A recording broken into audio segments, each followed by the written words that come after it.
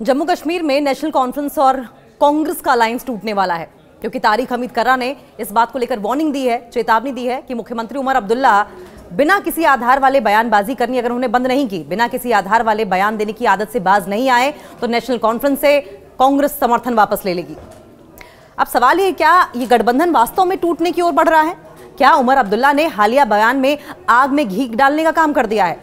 और क्या ये लड़ाई सिर्फ गठबंधन की अंदरूनी राजनीति नहीं बल्कि जम्मू कश्मीर की सत्ता की नई खींचतान के तौर पर उभर रही है? जम्मू और कश्मीर कांग्रेस अध्यक्ष तारिक हमीद कर्रा ने पहली बार चेतावनी दी है कि अगर नेशनल कॉन्फ्रेंस एनसी इसी तरह से कांग्रेस को नजरअंदाज करती रही तो उनकी पार्टी उमर अब्दुल्ला के नेतृत्व वाली सरकार और गठबंधन से समर्थन वापस लेने के लिए मजबूर हो जाएगी। और क्या कहा तारिक हमीद कर्रा ने, यह भी समझिए। देखिए, न्यूज़ 18 JKLH से बातचीत करते हुए तारिक हमीद कर्रा ने बेहद तीखे शब्दों का इस्तेमाल किया और कहा कि कांग्रेस नेताओं का धैर्य अब समाप्त हो रहा है, पेशेंस खत्म होने लगा है। अगर नेशनल कॉन्फ्रेंस इसी तरीके से कांग्रेस को इग्नोर करती रही तो पार्टी को गठबंधन से बाहर आने पर मजबूर होना पड़ेगा। उमर अब्दुल्ला लगातार पब्लिक फोरम पर कांग्रेस की आलोचना करते रहे हैं। उमर अब्दुल्ला लगातार पब्लिक फोरम पर कांग्रेस को क्रिटिसाइज करते रहे हैं और ये कांग्रेस के लिए बिल्कुल भी एक्सेप्टेबल नहीं है, अस्वीकार्य है। उन्होंने ये भी कहा कि उमर अब्दुल्ला का बयान इंडिया ब्लॉक मर चुका है, कांग्रेस के लिए बेहद अपमानजनक है।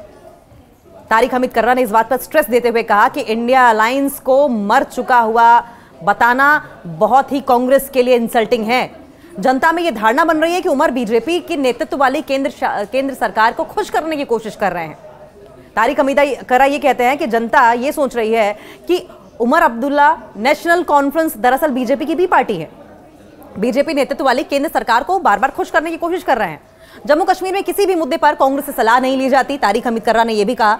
और आगे वो ये कहते हैं कि ऐसे में हम कोई भी बड़ा निर्णय ले सकते हैं, कोई भी बड़ा डिसीजन ले सकते हैं जिसमें गठबंधन छोड़ना भी शामिल है। ये बातें साफ संकेत हैं कि कांग्रेस पहली बार इतने सख्त तेवर में दिखाई दे रही है। अभी तक ऐसा देखने को नहीं मिला है, कम से कम जम्मू कश्मीर में। तारिक हमीद कर्रा आज जम्मू कश्मीर में न्यूज़ 18 JKLH से बातचीत कर रहे थे। कर्रा ने कहा कि कांग्रेस नेताओं और कार्यकर्ताओं का धैर्य अब खत्म हो चुका है और अगर उमर अब्दुल्ला सार्वजनिक मंचों पर कांग्रेस की आलोचना करना जारी रखते हैं तो वे कड़े कदम उठाने के लिए मजबूर हो सकते हैं। उन्होंने उमर अब्दुल्ला को उनके उस बयान पर भी निशाना साधा जिसमें कहा गया था कि इंडिया ब्लॉक ने अपना अधिकांश आधार और अस्तित्व खो दिया है, अपना जनाधार खो दिया है, लोगों का भरोसा खो दिया है और अपनी वेलबींग खो दी है। कर्रा ने कहा कि जनता के बीच यह धारणा बन रही है कि उमर अब्दुल्ला वास्तव में भाजपा नीति केंद्र सरकार को खुश करने की कोशिश कर रहे हैं, जो उनकी विचारधारा के बिल्कुल अलग है। उन्होंने यह भी कहा कि जम्मू और कश्मीर में किसी भी मुद्दे पर कांग्रेस से परामर्श नहीं किया जा रहा है और ऐसे में पार्टी भविष्य में कोई भी बड़ा निर्णय ले सकती है जिसमें नेशनल कॉन्फ्रेंस के साथ गठबंधन तोड़ा भी जा सकता है। सवाल यह है कि इस पूरे फसाद की, इस पूरे विवाद की जड़ क्या है? उमर अब्दुल्ला का इंडिया ब्लॉक को लेकर जिस तरीके से बयान दिया गया, इससे लगातार नाराजगी उठ रही थी और इस नाराजगी की अगर बात करें, और नाराजगी किस बात पर? उमर अब्दुल्ला ने इंडिया ब्लॉक के अस्तित्व को खो जाने की बात कही थी। कुछ ही दिन पहले उमर अब्दुल्ला ने यह कहा था कि इंडिया अलायंस लाइफ सपोर्ट पर है, वेंटिलेटर पर है, गठबंधन ने अपना अस्तित्व और प्रभाव दोनों खो दिया है, विपक्ष में असमंजस और कमजोर नेतृत्व है, ये तक कह दिया था। और इस बयान से कांग्रेस बिल्कुल खुश नहीं है, बिल्कुल नाखुश थी।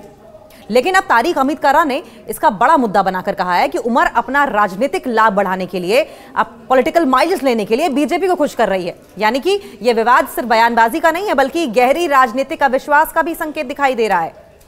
यह तनाव जम्मू कश्मीर की राजनीति को कैसे प्रभावित कर रहा है, यह भी समझें। जम्मू कश्मीर में नेशनल कांग्रेस गठबंधन चुनाव और सत्ता साझेदारी दोनों के लिए बहुत इंपॉर्टेंट है, बहुत ही क्रूशियल माना जा रहा है। लेकिन अब हालात ये हैं कि कांग्रेस को यह लगता है कि फैसलों में उसे नजरअंदाज किया जा रहा है, नेशनल कॉन्फ्रेंस सरकार में कांग्रेस की भूमिका सीमित होती जा रही है। और सिर्फ यही नहीं है, उमर अब्दुल्ला के हालिया बयानों ने गठबंधन में हमें बनाम वो का माहौल खड़ा कर दिया है। अगर गठबंधन टूटता है तो जम्मू कश्मीर की राजनीतिक स्थिरता प्रभावित होगी, बीजेपी को राजनीतिक स्पेस मिल सकता है, नेशनल कॉन्फ्रेंस को सत्ता बचाना मुश्किल हो सकता है, कांग्रेस अपनी अलग पहचान मजबूत करने की कोशिश करेगी। अब सवाल यह कि क्या कर्रा का बयान सिर्फ दबाव की राजनीति है? क्योंकि राजनीति में अक्सर ऐसा होता है कि गठबंधन पार्टियां बड़े फैसलों से पहले दबाव बनाने के लिए सख्त बयान देती हैं और इस बयान से कांग्रेस को के दो लक्ष्य साध रही है। पहला लक्ष्य क्या साध रही है? कांग्रेस के दो मोटिव क्या हो सकते हैं? पहला ये हो सकता है कि नेशनल कॉन्फ्रेंस को चेतावनी देना कि वो कांग्रेस को बराबर का भागीदार माने। दूसरा मोटिव ये हो सकता है कि अपनी कार्यकर्ताओं की नाराजगी नियंत्रित करना। लगातार मिल रही उपेक्षा के कारण कांग्रेस कार्यकर्ता बेहद नाराज बताए जा रहे हैं। फिर भी ये बयान सिर्फ दबाव वाली रणनीति हो सकती है ये कहना अभी बिल्कुल मुश्किल है। तो सवाल ये कि क्या सच में गठबंधन टूट सकता है? संभावनाएं इसकी 3 है। गठबंधन बच जाएगा, पहली संभावना। और कब बचेगा? अगर एनसी कांग्रेस को फैसलों में शामिल करती है और उमर अब्दुल्ला बयानबाजी थोड़ी नरम कर देते हैं। दूसरा ऑप्शन क्या हो सकता है? रिश्ते और खराब हो सकते हैं। अगर उमर इंडिया अलायंस की आलोचना जारी रखते हैं या कांग्रेस की उपेक्षा का माहौल जारी रहता है तो रिश्ते और खराब होंगे। तीसरा, गठबंधन टूट सकता है क्योंकि अब कांग्रेस ने किसी भी बड़े निर्णय का जिक्र किया है जो सामान्य बयान नहीं होता है। यह साफ दिखाता है कि गठबंधन अब संवेदनशील मोड पर पहुंच गया है। तो बड़ा सवाल अब यह है कि क्या जम्मू कश्मीर में नेशनल कॉन्फ्रेंस गठबंधन सचमुच टूटने की कगार पर है या फिर सिर्फ राजनीतिक दबाव है ये जो अंत में समझौते में बदल जाएगा। फिलहाल इतना साफ है कि उमर अब्दुल्ला के इंडिया अलायंस वाले बयान ने गठबंधन में आग तो लगा ही दी है और तारिक हमीद कर्रा ने आज उस आग में तेल डालने का काम कर दिया, घी डालने का काम कर दिया है। और आने वाले दिनों में जम्मू कश्मीर की राजनीति में बड़े फैसले हो सकते हैं और ये गठबंधन होना, टूटना या फिर नए सिरे से बनना, सब कुछ अब खुला हुआ है। सवाल ये भी कि जम्मू कश्मीर में नेशनल कांग्रेस या जम्मू कश्मीर गठबंधन पर क्या असर हो सकता है। जम्मू कश्मीर में एनसी और कांग्रेस का गठबंधन पार्टी शक्ति और सीट शेयरिंग को लेकर पहले भी चर्चाओं में रहा है।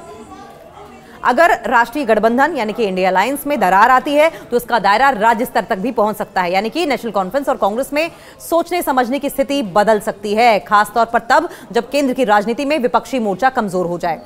उमर अब्दुल्ला का यह बयान दिल्ली केंद्र के गठबंधन की आलोचना करता है, लेकिन जम्मू कश्मीर स्तर पर उसकी राजनीतिक रणनीति में कांग्रेस के साथ तालमेल अभी भी प्राथमिकता हो सकता है, या हो सकता है कि वे अलग रुख पहचानने लगे, क्योंकि केंद्र स्तरीय गठबंधन अगर टिके नहीं तो राज्य स्तरीय गठबंधन का लाभ एक तरीके से ऑप्शन मात्र रह जाता है। वहीं दूसरी ओर कांग्रेस अगर इस बयान को व्यक्तिगत आलोचना के तौर पर लेती है तो नेशनल कॉन्फ्रेंस और कांग्रेस गठबंधन में तनातनी की संभावना बनी रहेगी, खासकर सीट बंटवारे, आगामी चुनाव रणनीति पर भी।